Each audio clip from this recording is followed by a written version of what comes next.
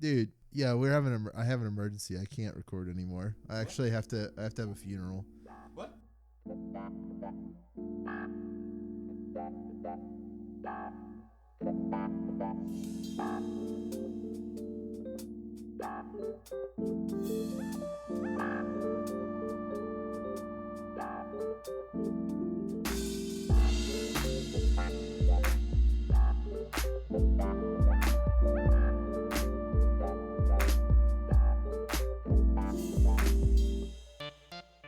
The Soldier Watch website that sold the Soldier game.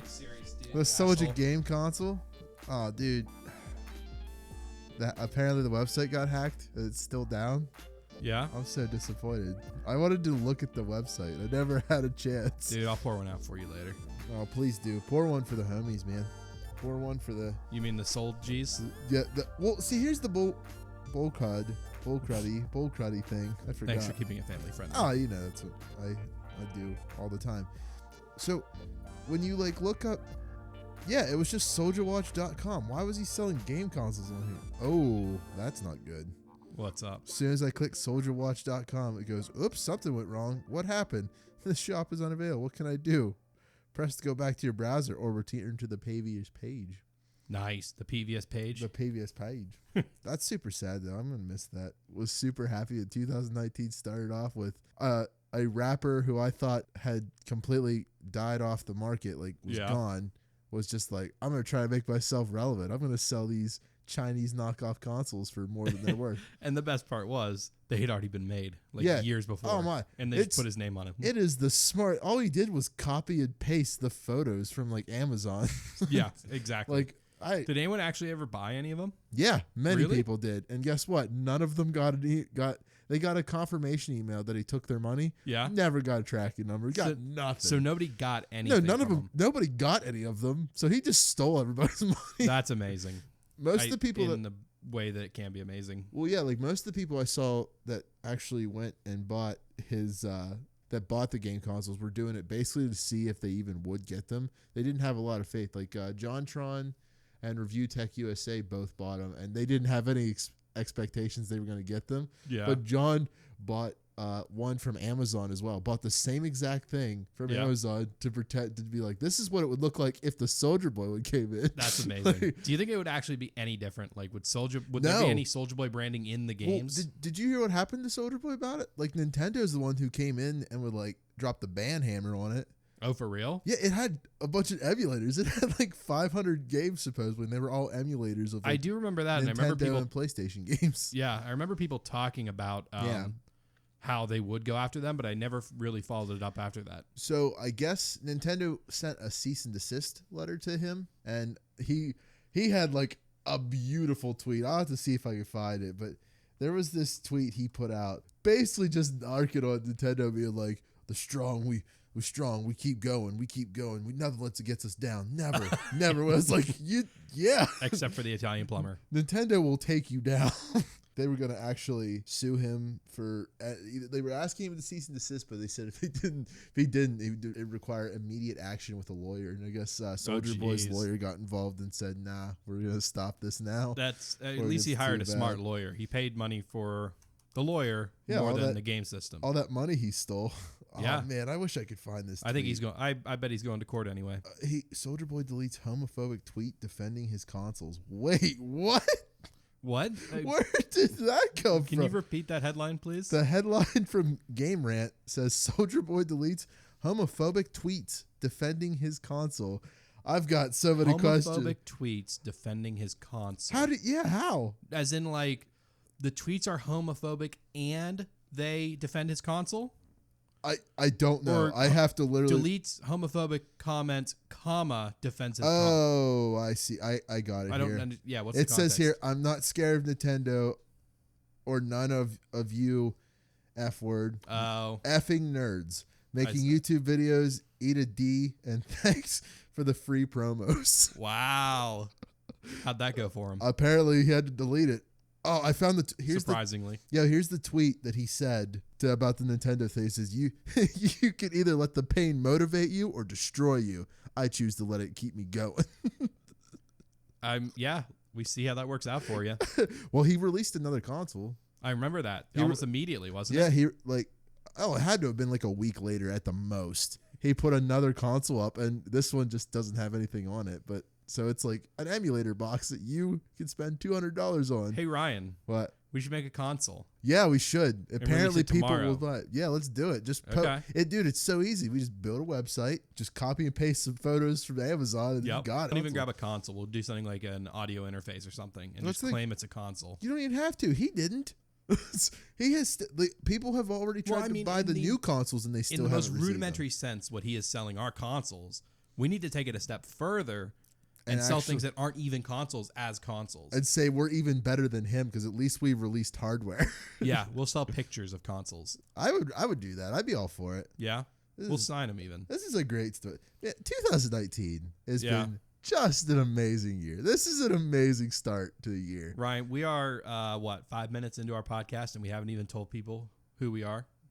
Oh, do you want to go ahead and start? You want to tell them? Yeah. Hey guys, welcome to the last name in gamer and movie and entertainment news podcasts. Clearly, I didn't pre-script this. We are Pop Culture Unboxing, and I am Matt. And I am Ryan. Yes, he is Ryan. I can confirm that. We like to think geniuses in the world of pop culture. I will at least say I am a official comic book expert now. I have a lot of useless information about comic books and like old comic books. Ryan, it's not useless if it's useful to you. Well, it's not useful to me. In fact, you know how you can't really go up to someone and be like, "Hey, want to be friends?" Yeah, like, cool. I can give you all the knowledge about Captain Marvel. I can tell you how the movie's probably going to be different from the comic book. I can tell you what's worse. Are we really going to get into that? Yeah, well, I'm just saying. Like, I can. Okay, you're warning us. We'll save that for closer to when the movie comes out. Yeah, people. Which is normally I don't know. I don't know either. I don't remember when the movie comes out. I forgot. Here, I'll take a look. But okay, you're the man with the keyboard. Captain Marvel release date. Captain Marvel is to show up on March 8th. March 8th. Holy crap. We got some time. We have 3 Marvel movies coming out. We have a Star Wars movie coming out this year. We do. There's a lot coming out. We got Glass coming out. Well, Glass is out. Glass came out this evening, yeah. Did it really? Yep. The evening we're recording this. Oh, that's awesome. Yeah. It's M. Night Shyamalan at his best, I assume. That's cool. I'm fine with that. Dude, so yesterday I went and saw the Broly movie. Did you? I remember you talking about that on some other stupid podcast. After 4 months, finally got to see this freaking movie. And do you know how hard it is to keep spoilers out of your when you live on YouTube like I do and watch YouTube videos all day? Yeah, it is so hard to stay away from spoilers like that. Oh, I believe it. And I see the channels you watch. I can't imagine you didn't run into any. Oh, I almost did. In fact, I actually almost watched the Gogeta versus Broly fight. In entire, I almost saw the best fight in the whole. I'm sitting here oohing like I know anything about Dragon Ball fights. That's fine. Well, for anyone that's listening, if you know anything about Dragon Ball, if you do, you're a nerd. Yeah. Listen. Here's something I do want to say. So yeah. You didn't go with us to see Infinity War. We saw it separately from each other. When you went, did you have a lot of people like clapping and like oh yeah, and like booing stuff to the scenes and stuff like that? I don't remember, and that probably means I didn't. Okay. Well, in Infinity War, I had that, and we had that when we went and saw the My Hero Academia movie. There were all these weebs we were all cheering, like clapping and just screaming. Man, I was so you understand. I didn't. How many body pillows were there? Not many, but they looked like body pillow. There weren't many, surprisingly. But there was more than one. More than 0, I should say. I mean, I don't want to make fun of anybody. How many were there, Ryan? There were nothing. How many were there, Ryan? It doesn't matter. People want to know. This isn't clickbaity. The people need to know, Ryan. There were none. I don't think there were any. You're a liar. But I did see someone with fake like animal ears. I mean, that's like a 0.5. Also, I don't know how adult it is to talk about this one anime that's called Bunny. Rascal Does Not Dream of Bunny Girl, but it has brought me into a love. It brought me into a love of like really drama. And like I used to like animes that like explosions. I'm gonna punch you, but this show is so sweet and like drama filled. It makes me cry. Yeah, I'm becoming a weeb. I can't. Yeah, I can't becoming. Hey, you've been a weeb. Dude. I'm not a weeb. I just like explosions and You're very really much weeb over the adjacent top. and have been for a long time. Okay, whatever. But anyway, We'll save that for the eventually to come as I anime was saying podcast about the Broly that I won't be a part of. Yeah, as I was saying about the Broly movie, like what was really cool is not only did I get like that childhood excitement that I got as a kid, where when Goku would show up on screen, like internally I would be like, oh yeah, Goku, all right. But I had like people around me being like screaming, like, yeah, for real? Yeah, get him, dude. Well, okay, if we're gonna go on this tangent, you should mention why this movie is exciting. Oh, okay, yeah. So if you don't know why the movie's so exciting, so there's a character called Broly who is considered the legendary Super Saiyan. Super Saiyan is a transformation for Goku and his race. They're a special race of people that came to planet Earth. Yeah. And they defend Earth. The Saiyans, it's this transformation where their hair glows gold. Now it's kind of changed. There's transformations like crazy. There's Super Saiyan, Super Saiyan 2, Super Saiyan 3, Super Saiyan There's God. a blue one, isn't there? Super Saiyan God, Super Saiyan is the blue one. There's Super Saiyan How many adjectives can we add to the word Saiyan? There's Super Saiyan Rage now. But yeah, so basically what this was a big deal is back in, I think it was in the 1980s, Akira Toriyama, I don't think he had a big part of that movie. Or no, yeah, he did. He had a part in this movie that was called Dragon Ball Z Broly, and it was a movie about this legendary Super Saiyan that just got really big and buff. But unfortunately, he was kind of stupid. Like all he would say was the words Kakarot, which was Goku's Saiyan name. That's a whole other complicated thing. The reason this movie is such a big deal is this is the first time that character, who is a fan-favorited character, is going to be canon in the actual anime. So like as in all the series? Yeah. So why wasn't he canon before? So he wasn't canon before because they were just making them as separate movies, and he didn't fit the narrative of Dragon Ball Z. Plus, no one expected him to be such like a big important character. I mean, he got 3 movies. They made 3 Broly movies. There's Broly the Legendary Super Saiyan. There's Broly the Legendary Super Saiyan 2. But then there's Bio Broly. We don't talk about that one because that one's a mess. That's the alien resurrection of Dragon Ball Z. It actually is because it's a slime version of Broly that he comes back as normal Broly, but then he like as soon as he touches the world, like the air in like human Earth, he starts to melt and becomes this slime monster. Also, Goku and them are not in it. It's dumb. It was weird. A dumb movie, but this one is so important because now we're getting an accurate representation of Broly. He actually has more than one line. He's played by I can't remember the Japanese actor, but he's played by the guy that plays Edward Elric in Full Metal Alchemist. If anyone on listening is going to watch that show, Vic did a fantastic job with it. He actually played Broly in the original one. Oh, really? But all his lines was screaming and Kakarot. Just that was it. Does he have more lines now? Yeah, he has a full dialogue. You get like a backstory to Broly a little bit more. You care about him. Yeah. I will tell you this because I am allowed to tell you this because you're not going to watch the movie. You're right. No matter what I do. And the movie's been out long enough for everyone to have seen it already. Yeah. If they were going to. There's a section when Gogeta, which is the fusion of Goku and Vegeta, they fuse together to make one strong being. And what it does is it does more than just double their power level. It makes them incredibly strong. They fight Broly so hard. They break reality. So they're fighting in this lava-filled world. As soon as the first punch happens, the next thing you know, the screen starts to crack and breaks open. And next thing you know, it's just all this like really weird like black background and stuff like that. They're fighting and they broke reality. Then they hit each other again later in the fight and they fixed reality. But weird. it was everything I wanted to see. But yeah.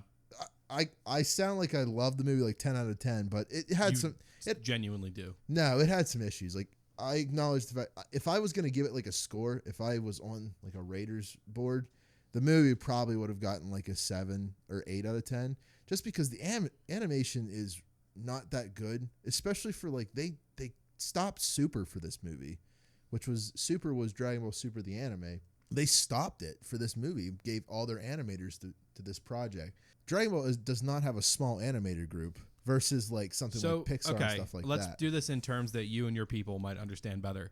If you were going to give this a number of adjectives to the word Saiyan on a scale of 1 to 5, how many adjectives would you add to the word Saiyan when describing this movie? On a scale of 1 to 5? Of adjectives added to the word Saiyan. Oh my God. Saiyan.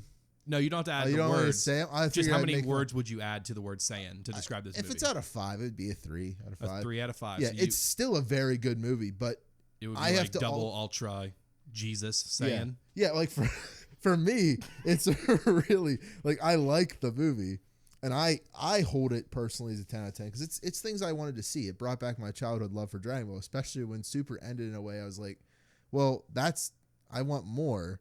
Okay, so But anyway, yeah. Well, I actually will ask you one more question because we've been on this topic for a while. Is Super over? And if not, is he going to be in the series? So it hasn't been clear what's going to go on with the series. Because this movie is technically canon with the series, there's a good chance what they're going to do is do the same thing they did with Dragon Ball Battle of Gods and Resurrection of F, is they just redid those stories and stretched them out for the series. So like the first 2 seasons of Dragon Ball Super were stuff we already seen in a movie, just extended out, and then they told new stories. So what's probably going to happen is they're either going to redo this one, make it extended out, and put a little bit more filler into it, and put it in the Super TV show, or what's going to happen is they're going to at least acknowledge that it happened. Yeah, because in the manga they don't show anything of Dragon Ball Super Broly. They didn't make a manga for it. What they did was showed that it happened, said it happened in like the first page of the next edition of the manga, and now we're on to the World Eater, who is Callus, basically Emperor Callus, and his Leviathan. No, he's not. He's someone way worse because so at this point in the show they just keep getting so strong they're fighting gods. This thing apparently he is supposedly a whole nother like story. He's a god. He's a god. He's a god Saiyan. They're battling Saiyans. They're battling aliens and people from other universes now, so to find stronger opponents. Now it's going to come to like looks like there's this god who's the World Eater. So how long until a One Punch Man crossover? Oh, dude, I can't wait. I hope so. You don't understand, but I don't think One Punch Man is owned by Shonen, so I don't think it could ever happen. Spider-Man wasn't owned by Marvel, and look where we went. Well, technically they owned Marvel. Okay, let's move on, Ryan. Yeah. Do you have another topic for us? Because I have one, and you know what it is. And yeah. I don't know if you want to put it off or not. I wanted to tell you this one because I figured this would be really quick. I did Yeah. have one. I wanted to ask you about what you thought about the Bungie thing that's going down. I am thrilled about it. But Are you? Yeah, we can touch on that. Yeah, I feel like moment. that's going to be a really long topic, so maybe we'll do that another time. The only other thing, Well, that's going to be going on for a long time, so maybe we can say that for next episode. Yeah, Cliffhanger. Yeah. So this is just a side. It doesn't have a lot to talk about with it, but me and you both loved God of War. Oh yeah, phenomenal. Did you game. know? And we were like, there's no DLC for it. Surprisingly. Well, I thought there were. I thought they added a couple things. Well, they did, but there wasn't any like an expansion pass, Like story. Yeah, like a more story thing. So apparently there was. Oh, really? They attempted. So the creator of the game, who was the project lead of the game, went to the board and said, "Hey, this is my idea for a DLC," and they scrapped it because it was too ambitious. Interesting. That was literally how he put it. He says that was the quote. They said it's too crazy, it's too ambitious. Yeah. Let's see how this game does. So they never did anything. Oh, you mean he pitched this before the game even came out? While the game was being made. So Okay. I think he said it was about 68% done through the game. That's really specific. Well, that's the number he said. That is remarkably specific. Yeah, but anyway, he said he had just finished. I don't want to say this because it might be spoily, and I don't care. It's been out for a long time. It was about the time when they had finished. They had pretty much finished the game. Yeah. Like for story wise, like animations, and they had to get. Now they were adding like the different armor pieces and adding the Valkyrie stuff and the collectibles and stuff. I'm sure. But that was like. But I guess what happened was he thought the idea like, okay, we need an end game. We have our end game, but what if we have more of an end game if the game plays out well? But I guess it was just so ambitious, but he wouldn't tell us what it was. So the article doesn't tell you at all what was so ambitious about it. But he said that was his quote. I can look for the link. That gives me a lot of hope, though, because it means they have ideas to carry over into God of War 2 or whatever they call it. Yeah. Which I'm really looking forward to. Which I'm pretty sure is going to happen. Oh, for sure. This game did so well. Like, it'd be a crime for them not to make another game. All right.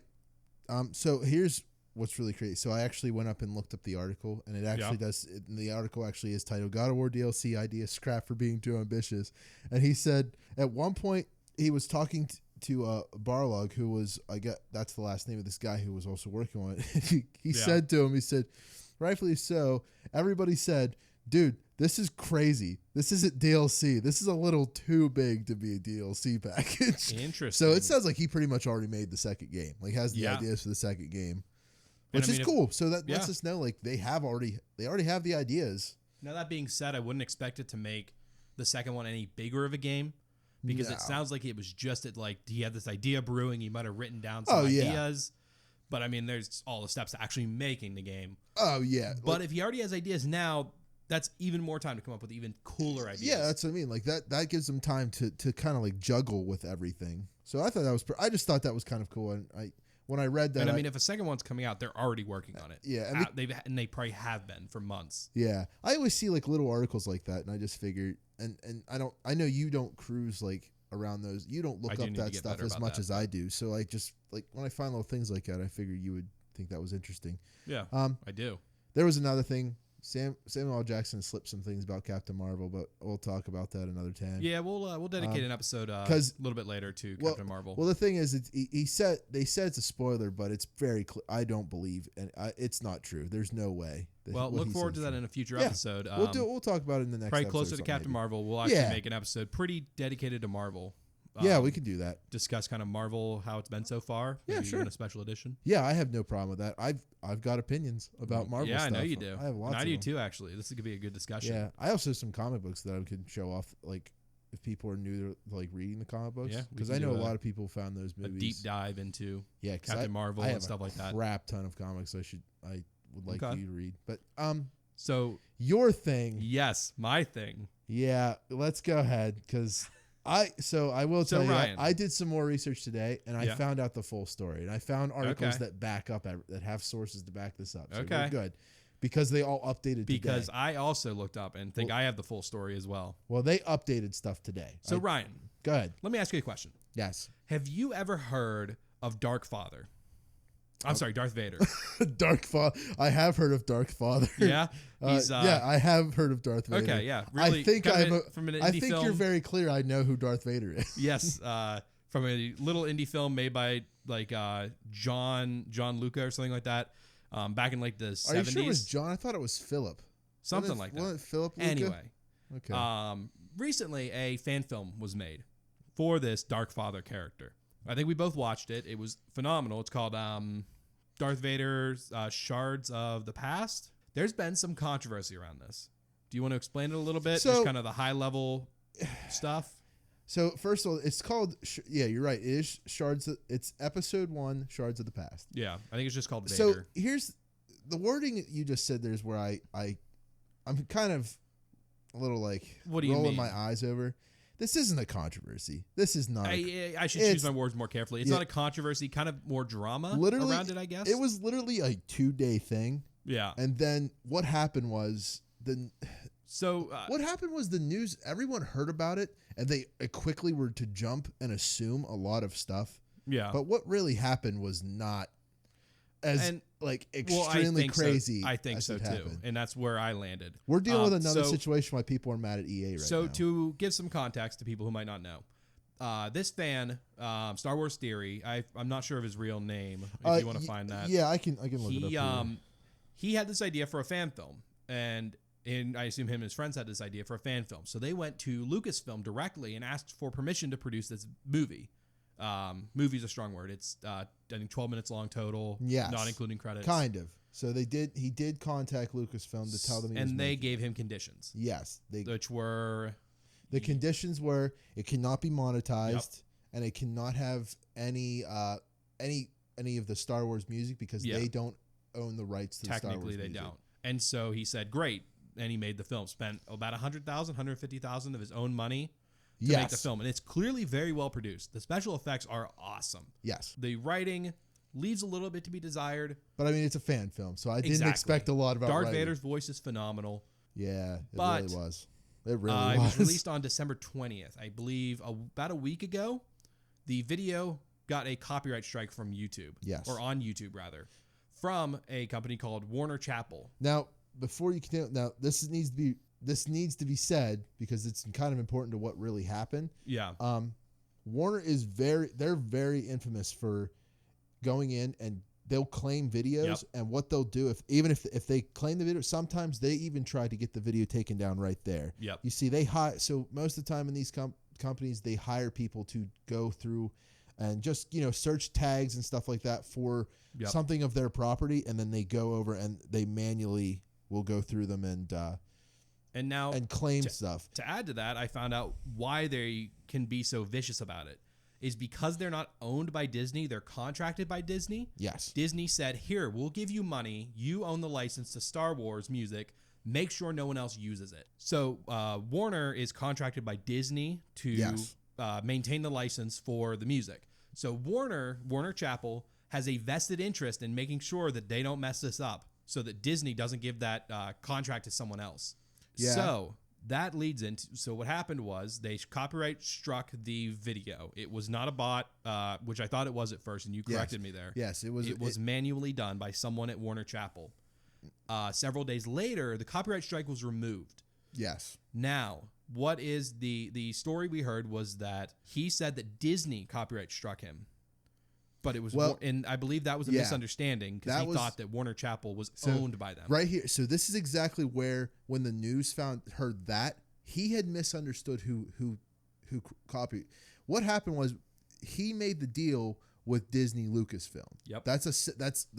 You need to be very clear about Disney Lucasfilm. Yes. Because he assumed that they made this deal with him, but then they tried to take it down. Yep. Because most YouTubers deal with this on a daily basis, because if they don't like, it's not flattering, or they don't like what they did with it, they can take it down. Yeah. But that wasn't a part of the deal. So then, so that happens, and he claims that Lucasfilm was the one that removed or rather that they coerced Warner Chappell to remove it. What it seems like actually happened, and this is my theory, and it probably lines up with what you think, is that Warner Chappell copyright struck the video. Some dude there found it, heard the couple bars of the Imperial March that are at about a minute and a half into the video, said, okay, copyright strike. The reason that was able to happen was because he made the deal with Lucasfilm and Disney, but not Warner Chappell. And Warner Chappell had no idea about this deal. And it took a couple days, and Lucasfilm said, hey, Warner Chappell, we have a deal with this guy. He's fine. Yeah. And they removed the copyright strike. So that's where it was. Is that what you determined as well? So what basically happened was he didn't assume Disney Lucasfilm had anything to do with he assumed that that Warner Chappell was a part of them. That was all. He didn't assume they took it down, because it didn't say Warner Chappell. He had like a screenshot. It's like 5 or 6. Yeah. It says Disney on there. It says Disney, but it doesn't say. Warner Chappell's like the 4th name and Disney's the 5th name. There's like 3 other names ahead of there that I don't recognize. I think Fox was one of them. Yeah, and then here's what happened was, when this went down, honestly, if the article would have never went up, if they wouldn't have told the story of this, people wouldn't have had like a backlash against it and tried to fight back, because they did. And that's why I think really Disney was like, yo, fix this. But what happened was someone at Lucasfilm saw the error, saw what happened, contacted them, said, hey, listen, he's not making money off this. He didn't monetize this. And that's one article says $150,000 was made off it. Another one said $80,000. No, the only number I found was 80,000. 150 was what he invested into making the movie. 150,000 what he put in. Yeah, right here. Actually, it says here it would have earned at least $800 or $80,000 so far. Yeah, but he followed the guidelines, and that's where. And I think that's what it was. It wasn't some sort of malice like I think everyone thought it was. It was miscommunication. It was miscommunication, and it was bad wording of a lot of the news sites that were reporting this. And I think exactly what it was. And the issue with that was, I read a lot of the news articles, I think every single one of them based their entire story off of his 2 videos talking about the issue. Yeah. And So they were kind of taking on the very personal feel, because for him, obviously, it's a very personal. It feels like a personal attack. Yeah, and right now Star Wars is having some problems. There's a Problems is kind of a light word. There's a new problem coming out, and this one. Oh, really? I'm also super mad about this because I feel like this is being a little bit more unfair. This is probably news to me. I'll explain after we're done talking about this. Well, I think that's about it. There was drama around it, and I think the drama was unwarranted. It was unnecessary drama. He kind of for riled people up just his reporting fans. And just assuming is what it was. There was a lot of assumption. It was just bad journalism. That's all it was. It was. It's the same thing as we're dealing right now. So EA just they just canceled a game. I do know what you're talking about now. So they just canceled this game. Yeah, and everyone assumed. It's literally exactly what it is. If you read all the articles, any interviews with anybody that worked there, that reason why they canceled this game, people assumed the reason they were canceling is because there wasn't going to be enough time for them to put microtransactions in this. But it's actually not the case. It really isn't if you think about it. Yeah, I'd never heard that. I haven't heard that angle. That is so there's a lot of people. Well, a lot of articles are going around. That's what they're saying. Yeah, right now. They're saying it's like they're really throwing out. Okay, because so all EA I is knew known for the microtransactions. All I knew was that there was a open world Star Wars game being made by EA. Yes, and that it got canned. Yeah. So the reason it got canned, so the EA deal with Disney about Star Wars games was only a 10-year contract. Okay. So Starting when? They even it was back when Force Awakens came out, or before. Really? A year before Force Awakens came out is when they signed the deal official. 2008, 2009. No, it would have been. It was a year before the Force Awakens. The Force Awakens came out in 2014, I think. Really? I'm pretty sure. Yeah. Wow. But I'll look that up real quick. But basically, what happened is they were looking at the roadmap of how far the game had been created. Oh, it was December. It had been released 2015, so it was 2014 they got the deal, because it was not very. So that puts them at what, 5 years into the deal? No, just over 4. Yeah, I think so. I can double check that to make sure. I don't know. You have your phone while I talk. Maybe you can look up to make sure. I could be very much wrong, so don't take me complete as being right. But what happened was, there was one of the big articles of Who I Trust, and it was coming from Kotaku, and then another one came from an entertainment site. What they had basically said was they had looked at the roadmap. May 6th, 2013. 2013, okay.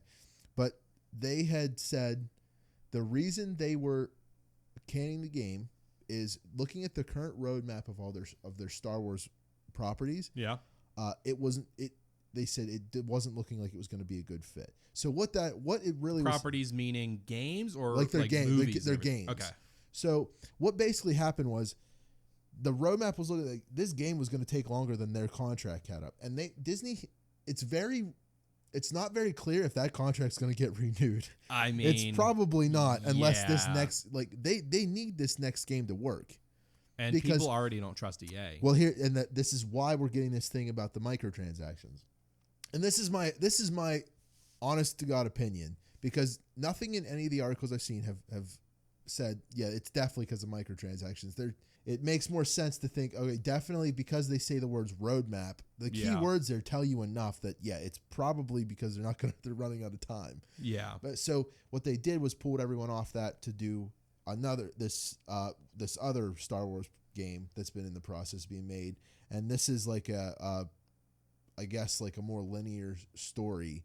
Yeah. And who knows? Maybe it does have, this linear one has microtransactions, but at this point, what game doesn't? Yeah, it depends. That's true. At this point, it depends how they do the microtransactions. And the problem is, and it's the same problem they're going to have with Anthem, is EA's track record with microtransactions has not been good. Yeah. Battlefront 2's was especially egregious. Apparently, Anthem's going to be a little bit different, which we're going to find out in 2 weeks because of the free demo for everyone. Okay. What's going to happen? Apparently, they're not backing down. Like, who's the company that worked under EA that works on BioWare? BioWare, yeah. They're not backing down on the whole microtransactions thing. They want to. What do you mean backing down? So they don't want it to be a pay-to-win game. So they're naturally, and EA is agreeing that they've already they've dug a grave, and the only way they're going to get out of it. And it doesn't help that BioWare's last thing was Mass Effect Andromeda. Yeah, so BioWare has a lot to prove right now, and so does So does EA for Star Wars. Yeah. So that's why they're doing all of this. Doing the stuff they're doing. It makes more sense that they want to get a Star Wars game out that's definitely going to be completed in the time that they have, especially with Anthem being worked on as well, because I'm pretty excited for Anthem. Anthem should be finished by now. If they're this close to release. I'm going to play Anthem. I've already pre-ordered it. I decided I'm going to sit down and play it. I'll play the demo for sure. Is it an open demo? Yeah, so the demo is free for everybody. Okay, I will probably play it. I think it's a week in February. We're getting close to end here, but maybe next week we will talk more about. Maybe we'll even compare Anthem to other Battlefront 2, or compare that kind of the EA Disney BioWare relationship with the Bungie Activision Blizzard relationship. And we'll probably be able to talk about some Kingdom Hearts. Hearts 3 maybe next episode we'll talk about gaming. And just to finish off here, January 25th is when the demo starts. Okay. So I will be there. Keep a lookout for us. It's on PC, right? Everywhere. So PlayStation, Xbox, and PC. I'm not sure. Uplay, or it's probably gonna be the Uplay thing. Okay. I think that's where I think I have a Uplay account. We'll find out. Yeah, everyone pretty much does if you played Assassin's Creed. But I didn't. All right. Well. Wait, what? Never mind. Doesn't matter. Okay. Well, I have been Matt. And I have been Ryan. Thank you for listening to the first episode of Pop Culture Unboxing. So, guys, keep it cool, keep it classy, and we'll unbox more pop culture for you next week. Yep. Bye-bye, everybody.